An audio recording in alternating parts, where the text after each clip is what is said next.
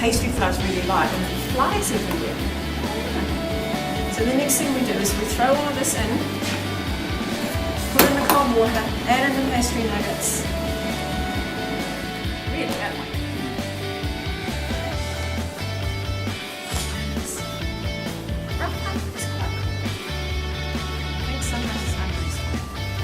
And this is where I actually turn it out onto the bed. Because it's a mess, whatever we do.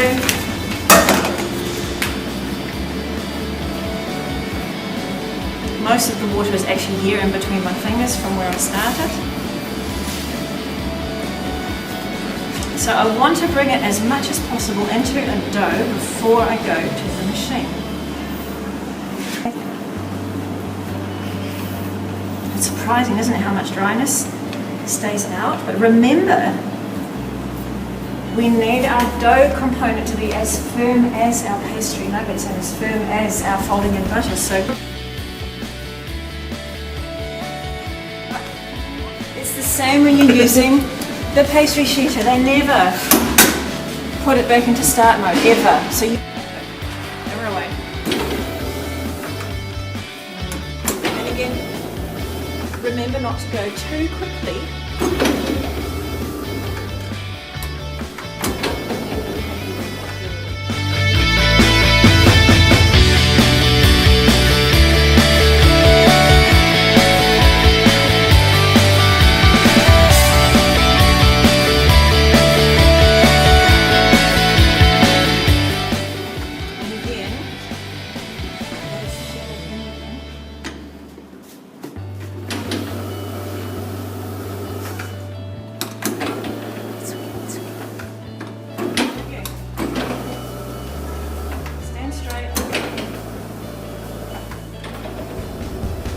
And really, as soon as it's out, I stop this.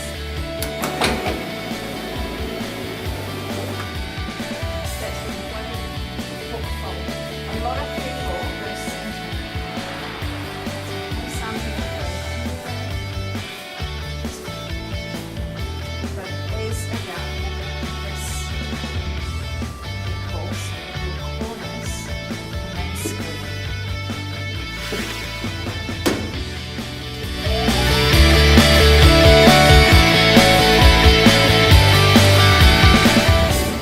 Parts later when Monique will edit all the videos. So that's pretty crossed, that's fine, and that's pretty much excellent. And I just tidy up some of the corners a little bit.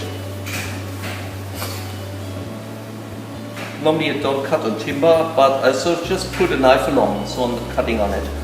That's actually not being damaged. Then I do the 13 centimeters. And I just normally mark it.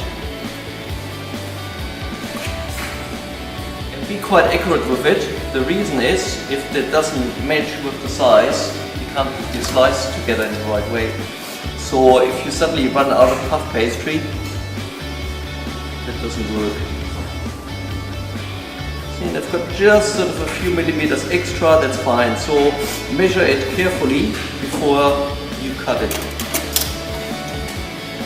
It's also the 400 grams gives you exactly the right thickness. So when you see that, it's sort of like 1.5 millimeters. It's not much thicker.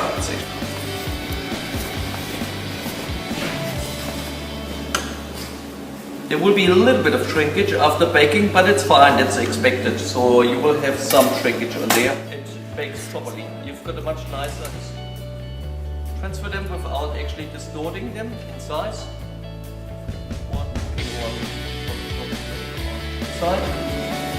And I'll let it probably sit, I might not have to do that, but for a better size, I just let it sit in the fridge for 10 minutes before I bake it. Not quite right, see here? I just trimmed it off a little bit. So there shouldn't be too much unevenness go wrong. So here, just trim it a little bit. Now it's pretty good. That's fine. Alright.